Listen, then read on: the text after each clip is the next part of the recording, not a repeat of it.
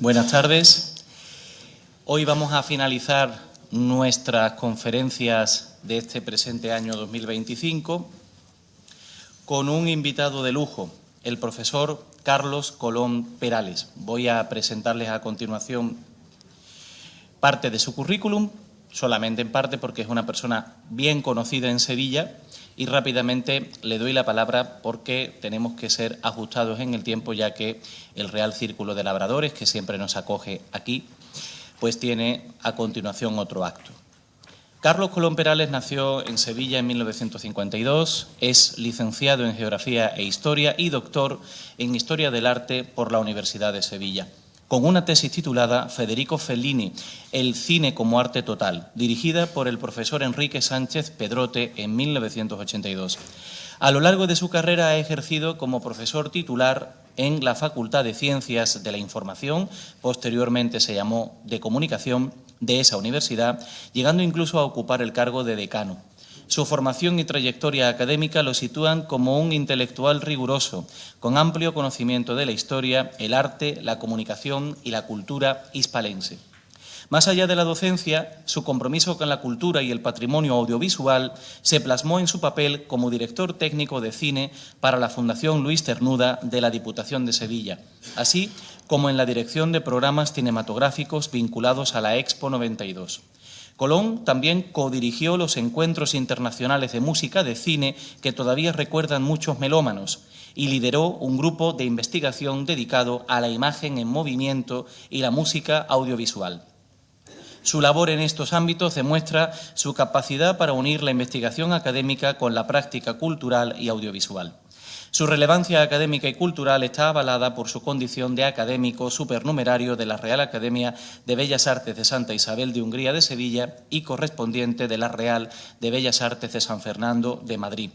En conjunto, su trayectoria lo sitúa como un referente en la intersección entre la universidad, la historia del arte, el cine y la cultura de Sevilla. Destaco entre las muchas publicaciones que tiene y que yo me he leído a lo largo de todos estos años, las que he aprendido más. Por supuesto, ese librito Rota Fellini, la música en las películas de Federico Fellini, publicado en la Universidad de Sevilla en el año 1981, que contiene una jugosa entrevista, creo que realizada en el año 1976 al propio compositor, llena de datos y de pareceres interesantes tan propios de la época. Después, la publicación de su propia tesis, Fellini o lo fingido verdadero, por Alfar, 1989. Y después varios libros dedicados a la propia ciudad de Sevilla. Lácrime, la Sevilla imaginaria, donde Colón establece 3 estados literarios de Sevilla tras el barroco: la ciudad fantástica, la ciudad verosímil, la ciudad imaginaria. E Imagen de Sevilla, publicado por Aguilar en 1991, donde está escrita esa famosa frase de cumpliendo un destino suicida, no de ser, sino de haber sido. Dedicada a la Semana Santa, Dios de la ciudad, ensayos sobre la Semana Santa de Sevilla, publicado por el Ayuntamiento de Sevilla en 1998.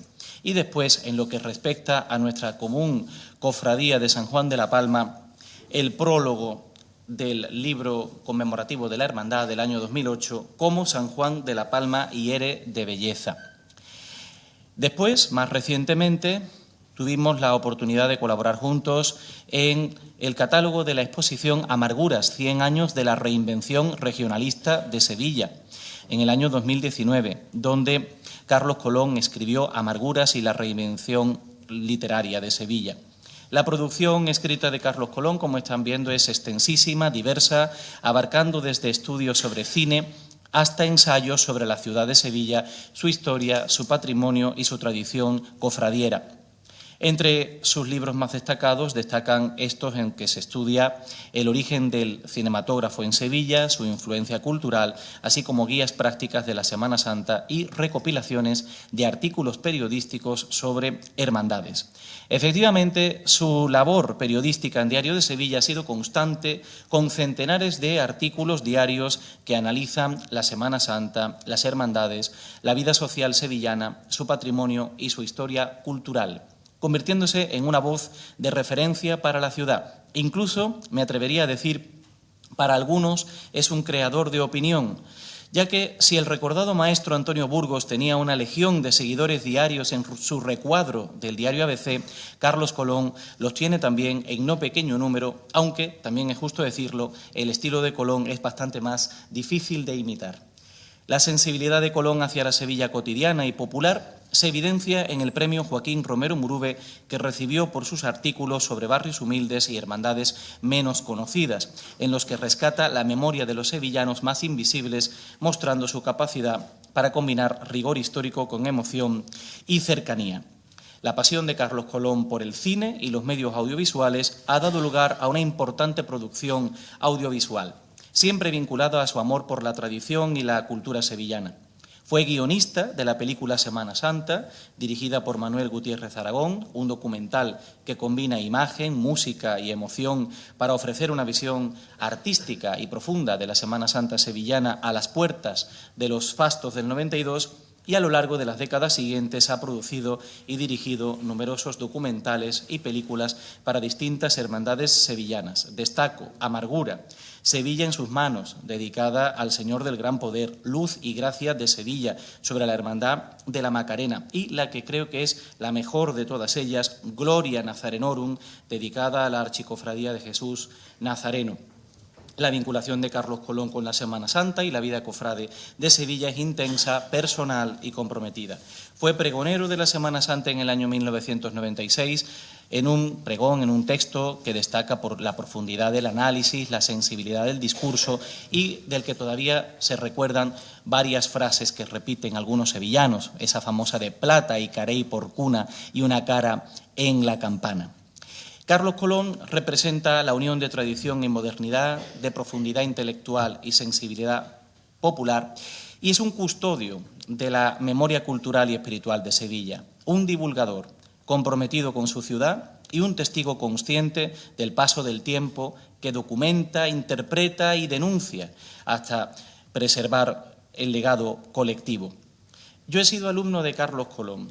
Hace casi 20 años, en la Facultad de Comunicación, cursé la asignatura de Historia del Cine como asignatura de libre configuración y precisamente para paliar esa gran carencia que tenemos los historiadores del arte, que nos olvidamos de este séptimo arte tan cotidiano y tan importante en el siglo XX. Y he disfrutado, por tanto, de sus reflexiones y pareceres sobre el urbanismo sevillano en un momento muy complicado, sobre todo también para la manera de ser de la ciudad.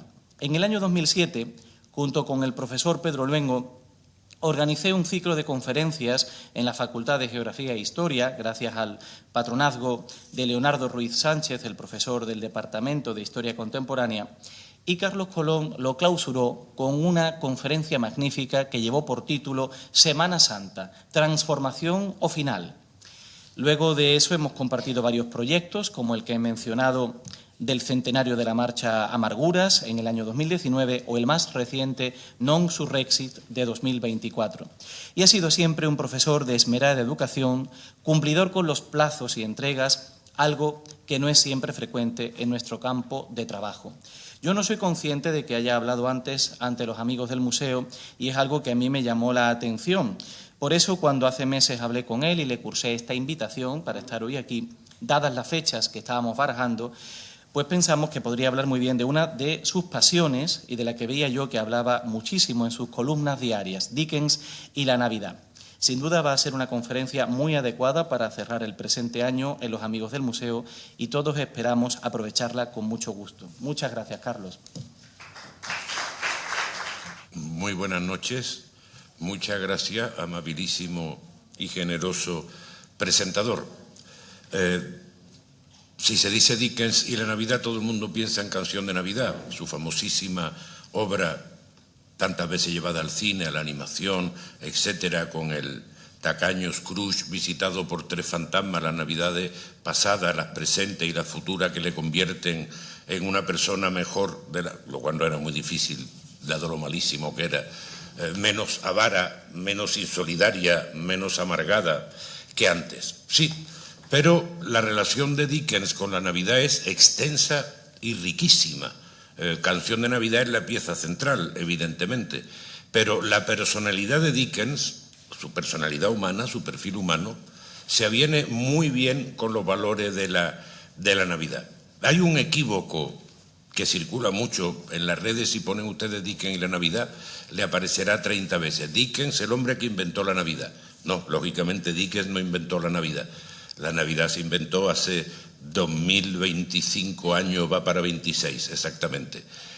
Tampoco fue el inventor de la Navidad moderna, tal y como hoy la entendemos, muy vaciada de contenido religioso y excesivamente llena de festejo, de consumo, etcétera. Tampoco. El perfil de Dickens, él es una pieza clave en la reconfiguración de la Navidad moderna que Inglaterra o el Reino Unido exporta a todo el mundo, y después su hija favorita, que es Estados Unidos, retoma y vuelve a reelaborar a partir de la matriz inglesa, y en lo afectivo, en lo sentimental, en lo espectacular, es la Navidad que vivimos. Pero la Navidad de Dickens tiene un importante, muy importante componente religioso del que no se suele hablar. Yo, buscando no aburrirles, que eso es lo primero, voy a plantear unas reflexiones en torno al concepto de la tradición inventada o de la invención de la tradición, que yo creo que es la clave para entender eso. A la Navidad en tiempo de Dickens, la Navidad en la obra de Dickens, finalmente, y cerrar con unas reflexiones sobre la famosísima canción de Navidad, por supuesto. El historiador inglés Eric Hobsbawm acuñó en una obra colectiva el concepto de la invención de la tradición, que es utilísimo para interpretar muchos fenómenos. Entre ellos a mí me ha sido muy útil para interpretar la Semana Santa y la coexistencia entre la reinvención de la Semana Santa a partir de 1830, 40 y tanto, y la coetánea invención, es así, de la feria. El concepto de la invención de la tradición, según Hobsbawm, es el esfuerzo que hacen las sociedades cada vez más emancipadas, cada vez más distantes de las tradiciones, cada vez más distantes del mundo agrario, que iban recogiendo por otra parte los folcloristas, cada vez más privadas de símbolos que pudieran representarlas en la enorme aceleración de la revolución industrial.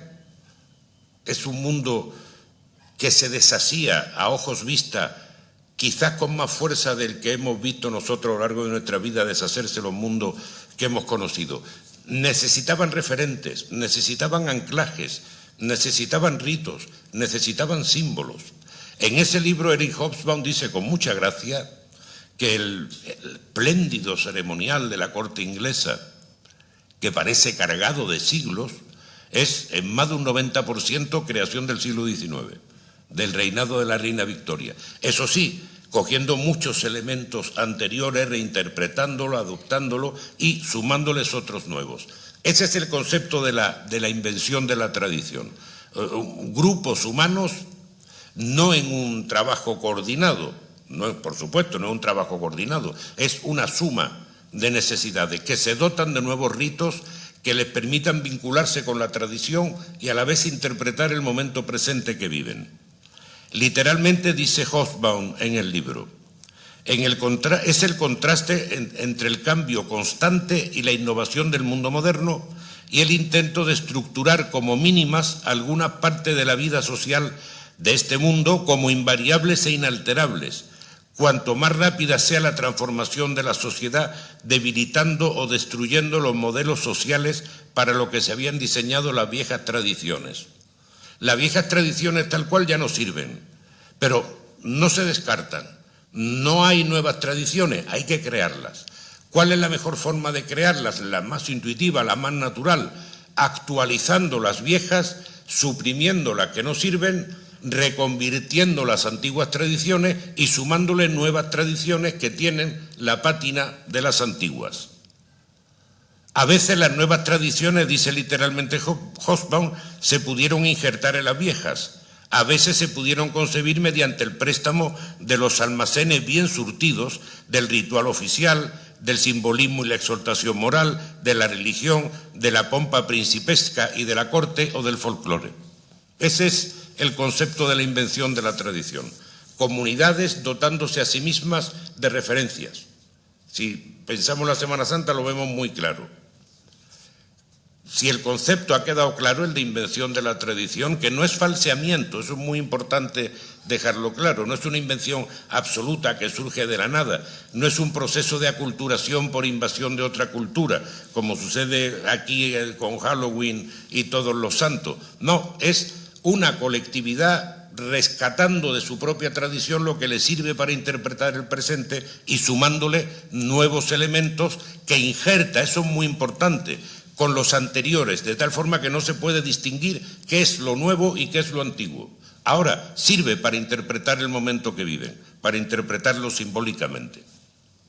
Si este concepto ha quedado claro, que espero que sí, si no me lo dicen, y yo rectifico, ¿qué pasa con la Navidad en tiempos de Dickens? Bueno, la Navidad en Inglaterra tiene una historia, o en el Reino Unido, tiene una historia atormentada. El puritano Cromwell la prohibió. Durante unos años estuvo totalmente prohibida la celebración de la Navidad. Después se recuperó. En el siglo XIX, en tiempo de Dickens, durante 6 años se prohibieron algún tipo de fiestas navideñas porque se consideraban indecorosas con relación al contenido religioso de la fiesta.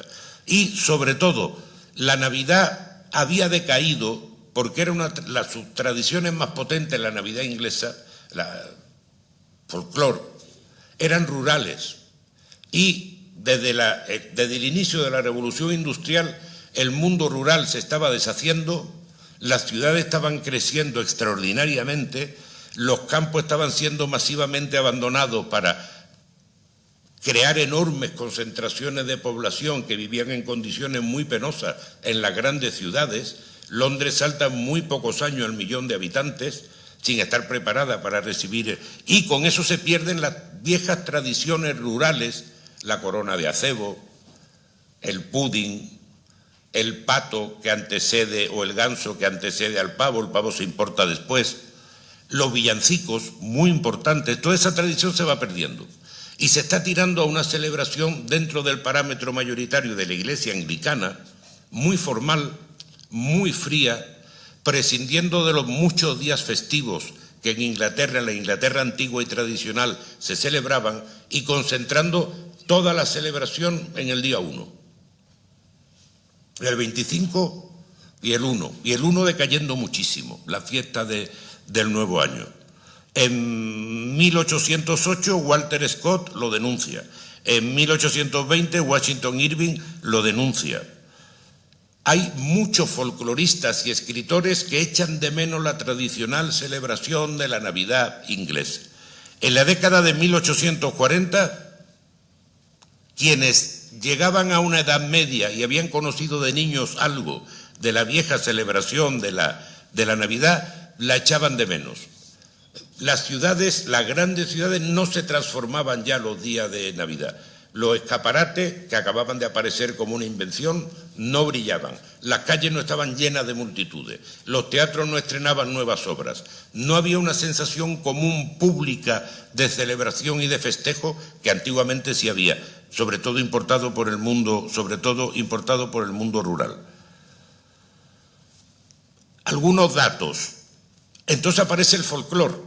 El folclore, tal y como lo entendemos, es la preservación, la investigación y la preservación de algo que se ve que se está perdiendo. El folclore como disciplina nace a finales del XVIII y sobre todo a lo largo del siglo XIX y principios del siglo XX, porque por efecto de la revolución industrial en todos los países industrializados, las antiguas costumbres, las antiguas culturas transmitidas oralmente, etcétera, los cuentos, las canciones, la forma de vida, se están perdiendo. Y hay una serie de personas, los folcloristas, que se lanzan a los campos, a los pueblos, a recuperarlas, antes de que se pierdan. El folclore nace como la desesperada necesidad de rescatar algo que se está perdiendo y de conservarlo. En 1833, por ejemplo, es muy importante para el universo Dickens la publicación de una antología llamada Selección de villancicos navideños antiguos y modernos, de William Sandy. Se habían perdido prácticamente los villancicos tradicionales. En 1837 se publica un libro muy importante, el libro de la Navidad de Thomas K. Hervey, donde se resumen todas las tradiciones navideñas inglesas, intentando proyectarlas hacia el presente y hacia el futuro. En 1840 se pone por primera vez un árbol de Navidad en un hogar inglés. Es el hogar de la reina Victoria, porque lo pone su marido, Alberto, importándolo de la corte alemana. Hubo antes en la corte un árbol, pero pasó totalmente desapercibido también por influencia alemana. Este árbol de Navidad que en 1840 pone el tan amado príncipe My Dear Albert de la reina Victoria, que tan desolada lo dejó con su temprano fallecimiento, es reproducido inmediatamente por revistas ilustradas de la época. La familia real en torno al árbol de Navidad. Y en muy pocos años se convierte en una moda. Es probablemente el primer elemento nuevo que se suma a la recuperación de los antiguos, como por ejemplo la corona de acebo, bajo la que se podían dar un beso, que aparece en varias obras de Dickens. Una corona de acebo decorada con manzanas, con velas, que se colgaba del techo, y quienes se ponían bajo ella tenían que besarse, lo cual daba lugar a mucha risa en la fiesta, etc. En 1850 escribe Dickens un artículo muy importante en el que ya da fe de la existencia en los hogares ingleses del árbol de Navidad. Se llama Un árbol de Navidad y empieza así: he visto en una casa uno de esos encantadores inventos alemanes, un árbol de Navidad, y describe cómo la familia está reunida en torno al árbol, etc. Pasos hacia la Navidad, hacia la recuperación de la Navidad antigua, como había hecho el folclorista, como hace el libro de la Navidad, o la Navidad nueva, como sucede con el árbol de Navidad, las tarjetas de felicitación navideñas. Las inventa en 1843 Sir Henry Cole, que tenía a su cargo el servicio postal. Las inventa para dar más vida al servicio postal y aprovecharse del desarrollo del ferrocarril. Son lo que hoy llamamos Christmas, utilizando la palabra inglés. Son felicitaciones decoradas que él le encarga al pintor John Callcott Horsley, de la Real Academia de Bellas Artes, que las ilustre. Hace 1000 que se venden, eso está por un chelín, en una papelería de la calle Bond, de Bond Street, de Londres. No se convierten en un fenómeno importante social de la noche a la mañana, pero poco a poco van calando, y en 1880 ya es un mercado importantísimo el de las felicitaciones de Navidad. Antes de él, como felicitación enviada, solo existían los valentines, los San Valentines, que eran unas pequeñas postales con algún elemento amoroso, un cupido, una pareja, que se enviaban el día de San Valentín las parejas de enamorados entre sí. Lo cual en la maravillosa novela y gran película Lejos del mundanal ruido provoca una tragedia, uno de esos San Valentines antiguos. Sobre los villancicos, fíjense si es importante la pérdida y recuperación de los villancicos. No olviden cómo se llama el libro más famoso de Dickens. Se llama en realidad no Canción de Navidad, debería llamarse Villancico, porque se llama Christmas Carol. Y Christmas Carol son las dos palabras que se utilizan en Inglaterra para nombrar a lo que nosotros llamamos villancico. Nadie dice vamos a cantar una canción de Navidad, debería llamarse villancico, pero bueno. Escribe Hobsbawm en su libro, y esto es importante, sobre los villancicos. Las canciones de Navidad inglesas dejaron de crearse en el siglo XVII para ser sustituidas por canciones de los libros de himnos, a pesar de que se puede observar una modificación popular de estas en las religiones de base rural, como el primitivo metodismo. Es decir, las antiguas villancicos, canciones de Navidad tradicionales, rurales, se asimilan a los libros de himnos de la liturgia anglicana, muy especialmente, dice Hobsbawm, a la metodista. Sin embargo, los villancicos fueron el primer tipo de canción popular que fue resucitado por los coleccionistas de clase media, de las clases medias, para ocupar un sitio en los nuevos entornos de la Iglesia, los gremios y las instituciones femeninas. Y desde aquí se difundieron en un nuevo medio urbano a través de cantantes callejeros o chicos que cantaban delante de las puertas de las casas con la vieja esperanza de obtener alguna propina. Es decir, los coros de niños que cantan por las calles, presentes no solo en Canción de Navidad, sino en varias obras de Dickens, son una recreación, estamos siempre con ese concepto, de la recuperación e innovación de antiguas tradiciones, en este caso el de los villancicos. Insisto que es especialmente importante para nosotros, ya que el nombre de la obra más famosa de Dickens sobre la Navidad es precisamente Christmas Carol, villancico o canción de Navidad. En la obra de Dickens la Navidad está presente desde el principio, es decir, la Navidad no es solo canción de Navidad o los 5 cuentos que escribió específicamente también sobre la Navidad para venderse en los días navideños. Uno de sus hijos, en su libro de memoria, uno de los hijos de Dickens, escribió: «Para mi padre la Navidad era un tiempo magnífico, una época realmente alegre. Mi padre siempre estaba del mejor humor, siendo un espléndido anfitrión, exultante y risueño como un muchacho que ponía su corazón y su alma en todo lo que se estaba celebrando. Y luego el baile. No había quien le parara». La Navidad para Dickens es una ocasión festiva de reunirse con la familia. Es una ocasión festiva de dejar salir los buenos sentimientos. Es una ocasión para reprimir los malos sentimientos y es, en general, una invitación a la conversión personal. Dickens era políticamente muy avanzado, muy progresista, se diría con el lenguaje actual, bastante radical. Por ejemplo, la reina Victoria, a quien él apreciaba, le ofreció una condecoración y un título y él lo rechazó porque no quería pertenecer a la nobleza. Era de simpatía republicana pese a su respeto por la reina Victoria. Era, dicho en términos actuales, más laborista que conservador. Era un reformador social importantísimo. Logró grandes hitos en las mejoras de las condiciones de vida, sobre todo las condiciones de vida de los niños en las minas, etcétera, pero nunca se adscribió a un partido concreto. Para él era importante conservar su independencia. Igualmente, era una persona profundamente religiosa. Veremos un detalle precioso, no tan conocido, de su vida, que criticó ferozmente la hipocresía religiosa. Algunos de los palos más fuertes que da, de las caricaturas más devastadoras, es o a clérigos o a ayudantes de clérigos que trabajan en la beneficencia, o en la caridad anglicana o en la beneficencia estatal. Recuerden al señor Bumble de Oliver Twist, por ejemplo, al que le pide el pobre más comida y le dice el terrible más. Fustiga a los clérigos, a los directores de los colegios, a los directores de los hospicios, pero es a la vez profundamente religioso. El anglicanismo le resulta demasiado estirado y el catolicismo nunca lo comprendió. Cuando él viajó mucho a Italia con su familia y el catolicismo le resultaba absolutamente extraño. No entendía lo dorado, no entendía los altares, no entendía el incienso, no entendía los rezos, pero era un hombre profundamente religioso.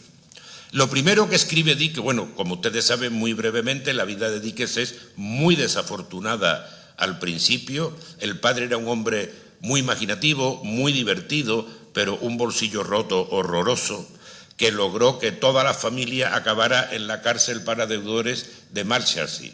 Esa era una curiosa institución inglesa, aparece muchas veces en la obra de Dickens, en la pequeña Dorrit. Está centrada en ella. Era una cárcel para deudores, a los que podían ir con sus familias. La familia podía salir y entrar, el deudor preso no. Y claro, vivían en condiciones, se las pueden imaginar.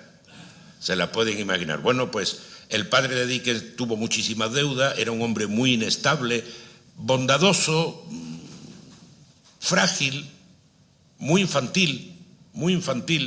Dickens fustigará también en todas sus obras a personajes que pasan por ser buenos, pero en realidad son irresponsables. Y son como niños, pero en realidad son irresponsables. Bueno, acaban en la cárcel y Dickens eso nunca lo superó. Con 9 años tal vez lo tienen que poner a trabajar en las condiciones esclavas en las que trabajaban los niños en la era victoriana, en una fábrica de betún. Nunca olvidó eso, jamás. Eso lo dejó marcado para siempre. Después ya empezó a buscarse la vida, empezó a trabajar en despachito de abogado y empezó a trabajar para periódicos.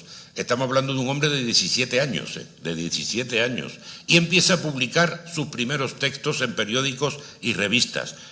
firmando Voz, B-O-Z, y llamándole a sus textos sketch de voz, que van gustando cada vez más. Bueno, pues lógicamente en lo que escribe antes de escribir ninguna novela, en lo que escribe un hombre de 17, 18, 19 años, los sketches de voz que escribe para la prensa, lógicamente dedica unos cuantos a la Navidad ya, y la define así, comillas, un tiempo magnífico, una época realmente alegre. Perdón, me he equivocado, estoy leyendo lo del hijo, perdón, me he equivocado de renglón. Los sketches los publica entre 1833 y 1836 en periódicos y revistas. Y en uno de ellos, publicado en 1839, cuando los une a todos en un volumen, escribe una cena de Navidad, se llama Una cena de Navidad, y sus primeras líneas dicen: Navidad, debe ser un misántropo en verdad el hombre en cuyo corazón no se despierta un sentimiento jovial, en cuya mente no se despiertan recuerdos agradables ante la llegada de la Navidad. Empieza así y termina así. Sus últimas palabras son: la velada transcurre en un clima de buena voluntad y alegría, haciendo más para despertar la simpatía de cada miembro del grupo en favor de su vecino y para perpetuar sus buenos sentimientos durante el año siguiente que todas las homilías que se han escrito jamás por todos los teólogos que han vivido jamás. Aquí tienen el resumen de lo que antes les decía. Una buena velada de Navidad con gente que se rinde a sus sentimientos, que se quiere, que se apoya, que toma decisiones para cambiar su vida que duren todo el año, vale más, dice literalmente, que todas las homilías que se han escrito jamás. Está el concepto religioso y está también su concepto ferozmente independiente. Es una religiosidad insumisa la de Dickens. El detalle para mí singular que les comenté antes y no muy conocido es que él escribió en 1846 un libro titulado La vida de nuestro Señor, prohibiendo que se publicara. Lo escribió para leerlo todas las Navidades a sus hijos y nunca quiso publicarlo. Sus hijos no lo publicaron tampoco, respetando la voluntad del padre. Y cuando murió el último de sus hijos, ya en 1934, los descendientes lo publicaron por primera vez. Eso define muy bien a Dickens. Voy a escribir una vida de Jesucristo, pero para ser leída en familia. Yo no quiero hacer apología, yo no quiero hacer nada para ser leído entre los míos. La primera obra de Dickens, Los papeles póstumos del Club Pickwick, que si alguno o alguna de los presentes no lo ha leído, les recomiendo que lo lean ya, en cuanto salgan de aquí. Es ingeniosa, es divertidísima, divertidísima. Nace de la siguiente forma: el primer texto que él publica en forma de libro. Unos editores le llaman porque un dibujante está creando una serie de ilustraciones sobre una sociedad deportiva que la gracia reside en que ninguno de sus miembros saben practicar ninguno de los deportes que dicen practicar. Y le piden a Dickens textos de apoyo para las ilustraciones. Él empieza a hacer los textos de apoyo y cuando se han vendido 2, 3, 4, porque se publicaba por entregas, los editores se dan cuenta que lo que quiere la gente son los textos, no las ilustraciones. Y entonces cambian el formato y la ilustración ya se convierte en lo que es la ilustración de un libro, una ilustración episódica en un texto que ocupa la mayor parte de las hojas publicadas en cada entrega. Por esa razón o por otra, la cosa tuvo un desenlace un poco dramático porque el ilustrador se suicidó. A lo mejor el hombre no porque recortaran sus dibujos, sino por otros problemas que tuviera. Nace así Los papeles póstumos del Club Pickwick en 1837, el primer libro de Dickens. Y en él, después de haber escrito como Voz los sketches de Navidad, en él mete un cuento. No es una novela estructurada que avance, son episodios. La sociedad de deportistas catastrófica va a diferentes sitios y en cada sitio que va la monta. Y de uno a otro, y de uno a otro, y de uno a otro. Tiene escenas que inspiraron al cine mudo, inspiración del cine mudo cómico, un ejercicio militar brillantísimo con los soldados desfilando, los cañones disparando y a uno de los del club se le vuela el sombrero y atraviesa todo el campo de batalla corriendo detrás del sombrero, etcétera. Bueno, pues allí introduce como un cuento que cuenta alguien de pronto, la historia de los duendes que secuestraron a un sacristán. 1837, primer libro de Dickens. Y eso es una clara prefiguración de Canción de Navidad. El cuento que escribe Dickens es un sacristán malísimo, borracho, amargado, que odia a todo el mundo, que ha reaccionado mal a los problemas que ha tenido en su vida, que han sido muchos, y se ha convertido en un amargado, alcoholizado, que una noche de Navidad, maldiciendo la Navidad, está abriendo una fosa, riéndose del que van a enterrar allí, pese a que sea Navidad, pero borracho probablemente se duerme o no, o se cae a la fosa, es secuestrado por unos duendes. Y los duendes se lo llevan y le muestran cosas que le hacen cambiar. Es Canción de Navidad, es como un boceto de Canción de Navidad. Amanece entumecido en el cementerio y ya es otro hombre, porque los duendes le han demostrado la maldad, la bondad, la posibilidad de cambio. Es un boceto de Canción de Navidad. Tengámoslo en cuenta para ver hasta qué punto la Navidad en Dickens es mucho más que Canción de Navidad. Cuando es periodista escribe sobre la Navidad, cuando escribe su primer libro introduce un cuento de Navidad. Dickens dirigió varias revistas de publicación mensual, bimensual o semestral. En las mensuales se iban publicando sus novelas por entregas. Para que aprecien el talento de Dickens, y eso da miedo pensarlo, nunca jamás en su vida entregó a la imprenta una novela entera. Nunca. Siempre la fue escribiendo conforme se iban publicando. Es decir, esas obras maestras nunca las terminó, las revisó, no, jamás. Iba escribiendo capítulos y soltándolo a la imprenta. Nunca terminó una obra antes de publicarla. Pues en sus revistas publicó muchas de sus novelas por entregas. En sus revistas escribieron algunos de los más grandes victorianos, sobre todo su grandísimo amigo Elizabeth Gaskell, la señora Gaskell, y Wilkie Collins, que además acabó siendo familia porque se casó, uno de sus hijos se casó con una hija de Dickens, Wilkie Collins, el autor de la que dicen que es probablemente la piedra fundacional de la literatura detectivesca, la maravillosa La piedra lunar, una obra maestra absoluta, muy apreciada por Borges. Bueno, Dickens creó las revistas Palabra del Hogar, que se editó entre 1850 y 1859, y la revista Alrededor del Año, que se editó entre 1859 y 1867. Bueno, cada Navidad él escribía o le encargaba a Elizabeth Gaskell o le encargaba a Wilkie Collins un cuento de Navidad, una historia de Navidad.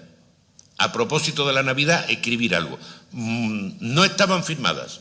Muchas veces la escribían entre los tres.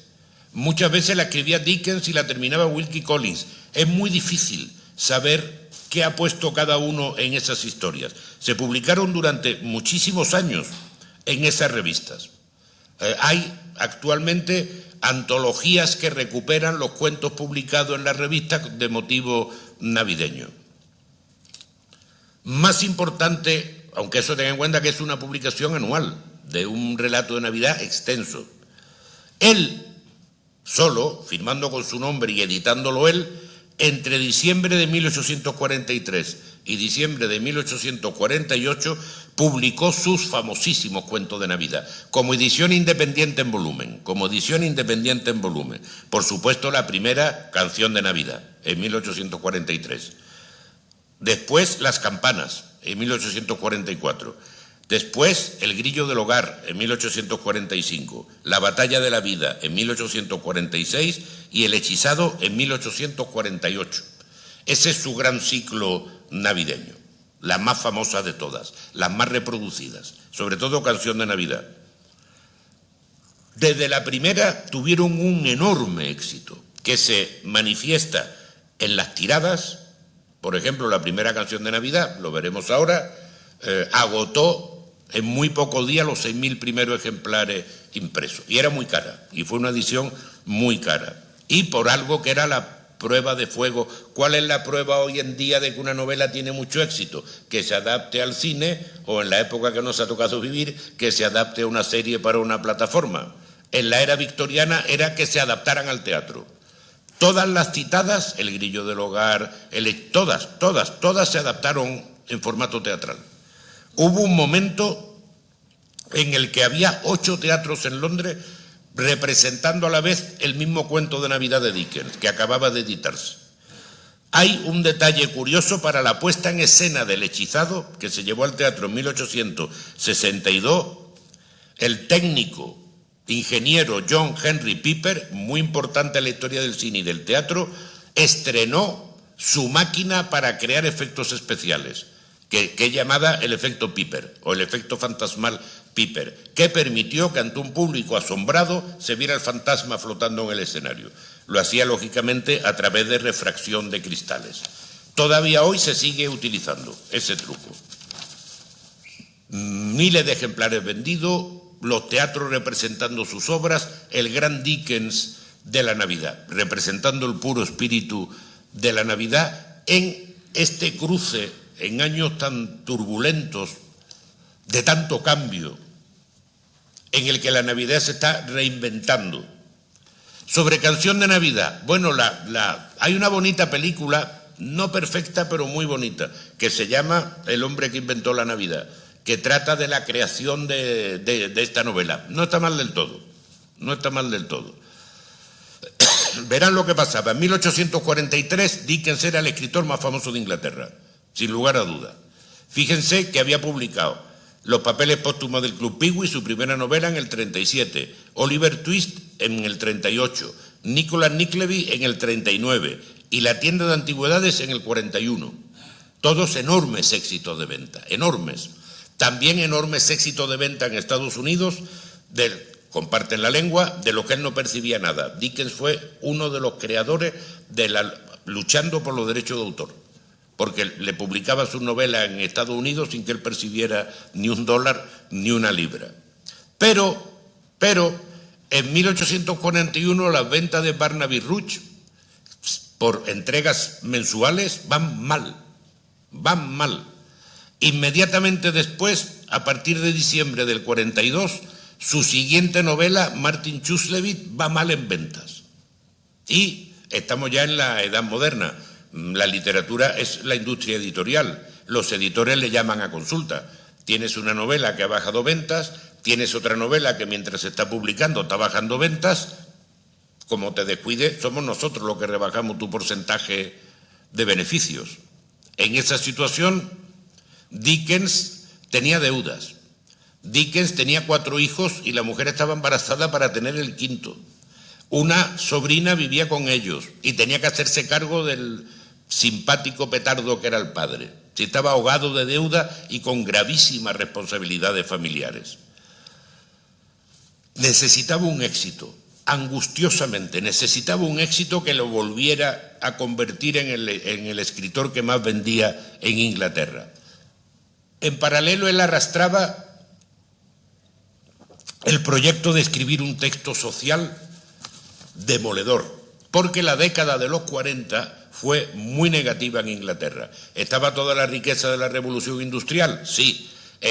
Pero el crecimiento de las ciudades, época de malas cosechas, el abandono del campo, la masificación urbana, había creado unas condiciones de vida muy difíciles.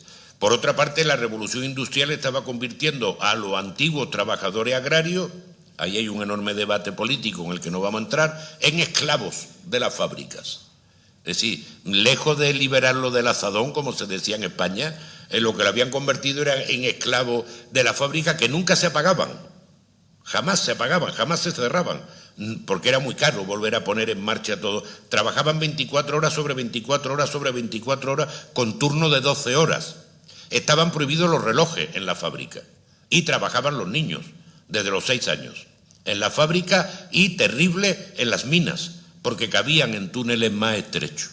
Bueno, ante esa situación, tantas carencias, Dickens, con otros escritores victorianos, están pensando hacer un gran manifiesto. En el año 43, la cosa es tan grave que el Parlamento inglés hace un informe demoledor sobre el trabajo infantil, sobre las condiciones de los niños explotados. En el mismo año 43, Dickens va a Manchester a dar una conferencia y a visitar a su hermana. Manchester es uno de los grandes sitios de explosión de la revolución industrial. Visita hospicios, orfanatos y casas de beneficencia, queda desolado. Visita fábrica y se queda tirado por los suelos. Para colmo va a visitar a la hermana, que la pobre murió muy joven y la ve viviendo en unas condiciones regulares y con un hijo pequeñito que moriría con 9 años, con una grave enfermedad y una grave discapacidad, sin que hubiera medio de mejorar sus condiciones de vida o de pagarle los tratamientos que podrían manejar su vida. El hijo de la hermana, que muere con 9 años, creo recordar, será el pequeño Tim, que no se muere y que él salva en Canción de Navidad. Pero es el que inspira a su personaje. Eso tiene de bueno la literatura, que puede hacer vivir al que en la vida. Todo sumado, tiene una reunión Dickens y entonces le dice a sus compañeros escritores que él no va a hacer un manifiesto, un panfleto, un texto de protesta, no, que él va a escribir una historia de Navidad que va a ser 200 veces más contundente contra la situación laboral y contra la explotación y contra tal que, el panfleto que puedan hacer. Esas son las circunstancias en las que nace Canción de Navidad. De una parte, la necesidad urgente de un éxito. El quinto chaval está ahí en puerta para venir, mi padre está por aquí gastando todo lo que puede, tengo deudas y mis 2 últimas novelas han ido mal. La necesidad de tener un éxito. Y de otra parte, la necesidad de expresar este hombre que fue un gran reformador social, un hombre con una gran conciencia social, con una enorme empatía hacia el género humano. Tal vez sea la palabra que mejor defina a Dickens, empatía.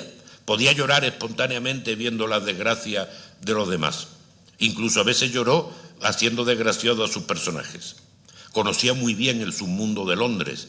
La policía, la recién creada Scotland Yard, lo acompañaba para meterse en lo peor del inframundo de Londres y él poder verlo para poder describirlo y escribirlo. Esas son las dos fuerzas que se conjugan. Entonces va a ver a sus editores, Chapman, y les dice que tiene una bomba para esa Navidad, un cuento de Navidad. Los editores no se lo creen. ¿Un cuento de Navidad? No. ¿Va a ser un éxito? No.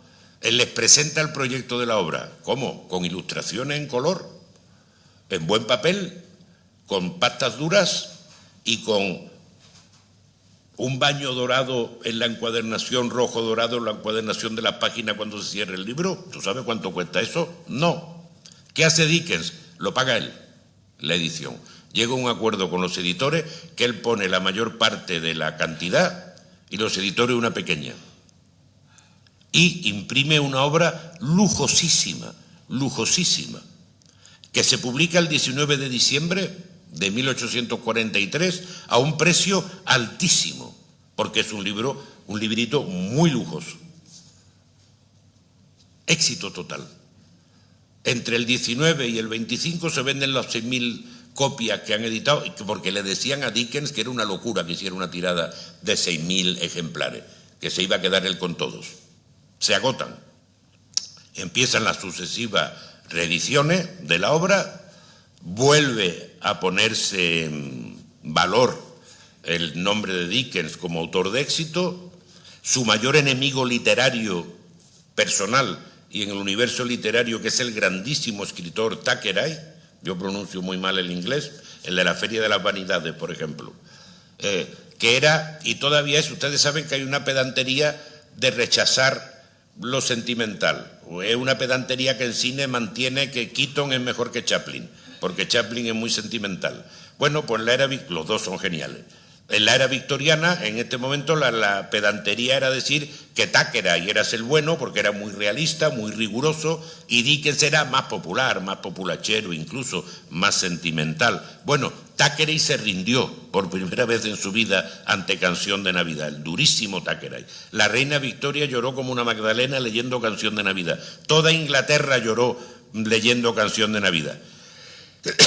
En el primer año, el único problema para Dickens es que le dio fama, pero no le dio dinero, porque le había costado tanto la edición que de los 6.000 ejemplares vendidos él solo ganó 230 libras.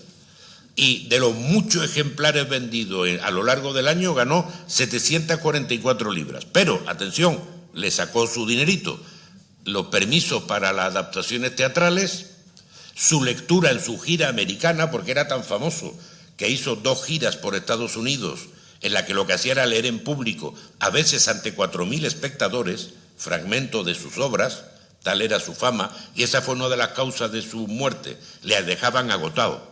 esas lecturas de 2 horas y media públicas, donde él leía y interpretaba a todos los personajes. Bueno, pues Canción de Navidad hizo lecturas públicas 127 veces, hasta que murió, en Estados Unidos y en Inglaterra.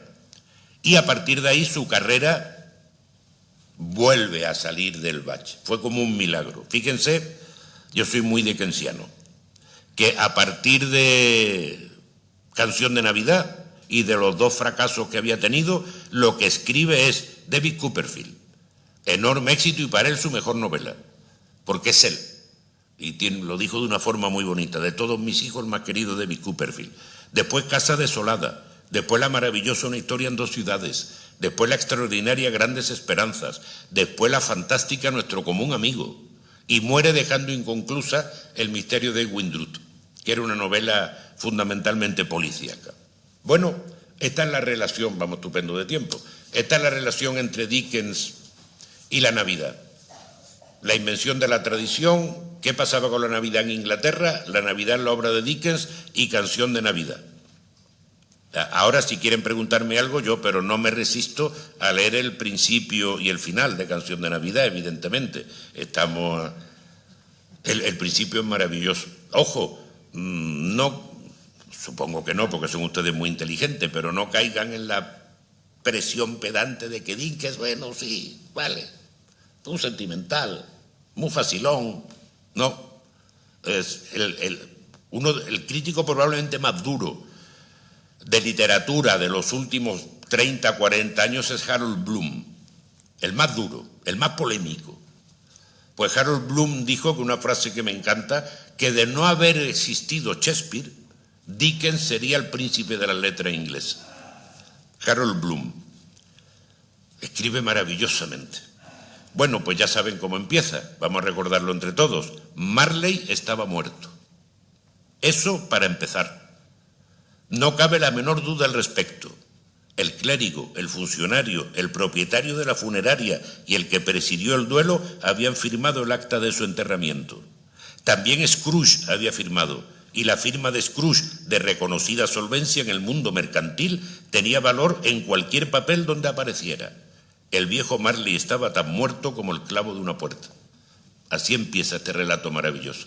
A partir de ahí saben lo que pasa. El viejo y avaro Scrooge tiene un empleado al que maltrata, al que le paga una miseria, que a su vez tiene un hijo enfermo, que es el pequeño Tim. Tiene un sobrino muy cariñoso que lo invita todas las Navidades y lo echa con cajas destempladas, porque dice que es tan cabeza loca como lo fue su padre y su madre, y lo echa.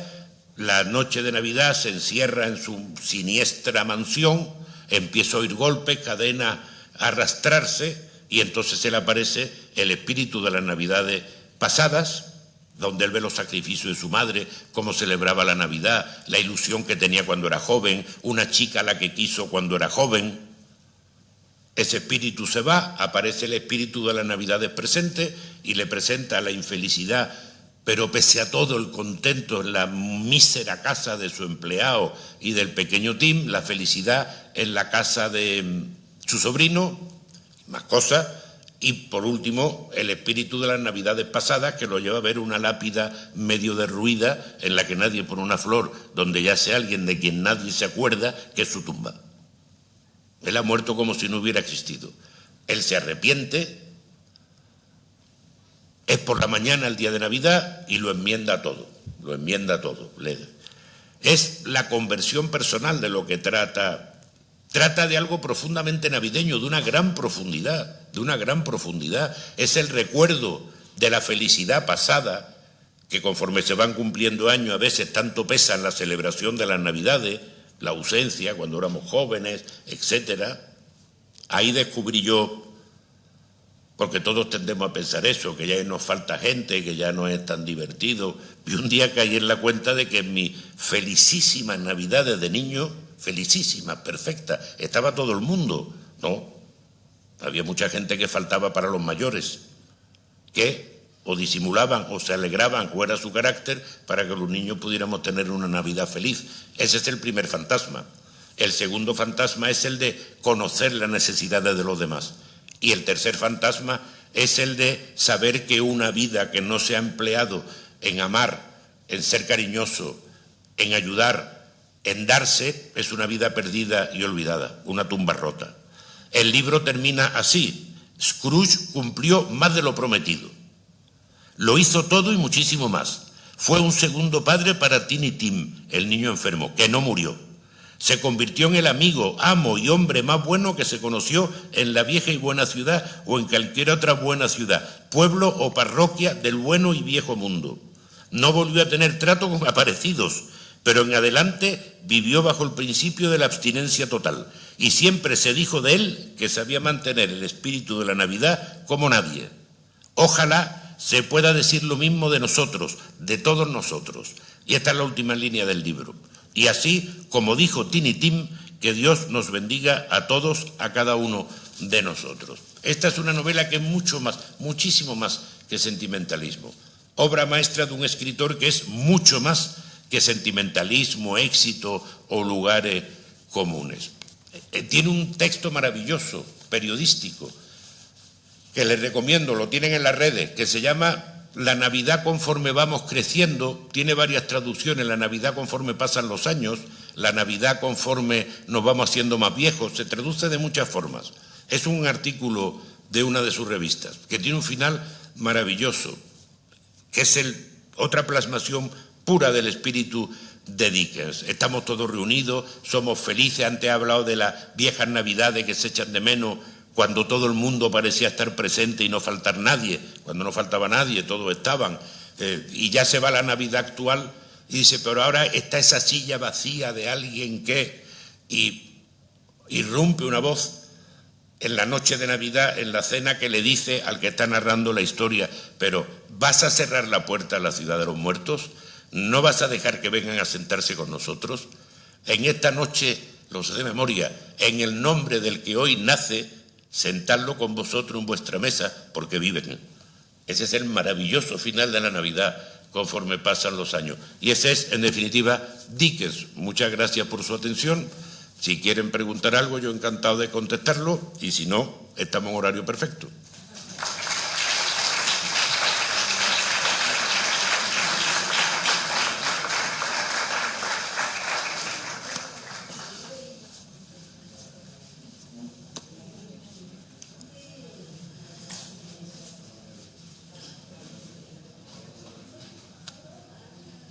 Pues nada, vámonos a la noche tan húmeda y tan dickensiana, por otra parte. Muchas gracias.